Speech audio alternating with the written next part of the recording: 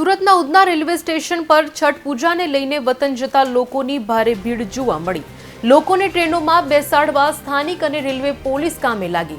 ભારે ભીડના કારણે કહી શકાય કે કોઈપણ અનિચ્છનીય બનાવ ઘટના ન બને તે માટે પોલીસનો ચુસ્ત બંદોબસ્ત ગોઠવાયો।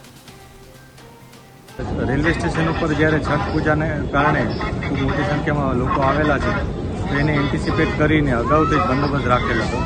જેના ભાગરૂપે અમે એક રોડને આખો ડિવાઈડ કરેલો છે, જેમાં આવવા જવાનો આખો રસ્તો અલગ કરી અને વચ્ચે બેરિકેડ મુકાવેલો છે અને એક બાજુ હોલ્ડિંગ એરિયા તરીકે વાપરેલ છે।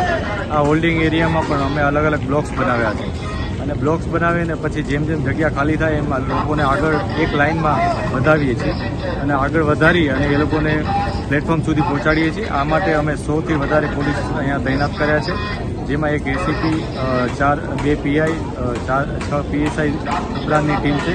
આ ઉપરાંત આ એરિયામાં વ્હીકલ મૂવમેન્ટ માટે ટ્રાફિક મેનેજમેન્ટની આખી અલગ ટીમ છે। ટ્રાફિકની ટીમ પણ રાતના પણ અહીંયા હાજર હતી અને દિવસે પણ હાજર છે। અહીંયા લોકો 12 કલાક, 10 કલાક, 8 કલાક એટલા વહેલા આવીને બેસી જાય છે। ટ્રેનનો ટાઈમ જે પણ હોય એના 10થી 12 કલાક પહેલાં લોકો આવીને બેસી જાય એટલે ભીડ વધારે દેખાય છે।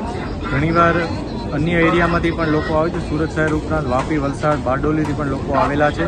આ તમામનું મેનેજમેન્ટ અત્યારે પોલીસ કરી રહી છે। કોઈને કોઈ સમસ્યા થાય તો તરત પોલીસ મદદ કરે છે। પાણીની વ્યવસ્થા છે, કેટલીક સેવાભાવી સંસ્થાઓ દ્વારા બિસ્કિટ અને અન્ય વ્યવસ્થા કરાવવામાં આવી છે। मैं 2 बजे रात में आया हूँ। अभी तक भी देखिए धूप में लाइन कतार लगा कर झेल रहा हूँ। अब गाड़ी तो फर्स्ट निकल गई है और दूसरी गाड़ी के इंतजार में है, मिलती है कि नहीं मिलती है पता नहीं। सुशील कुमार सिंह सूरत से ही है, जाना है प्रयागराज। लगभग 4 बजे से आए हुए हैं।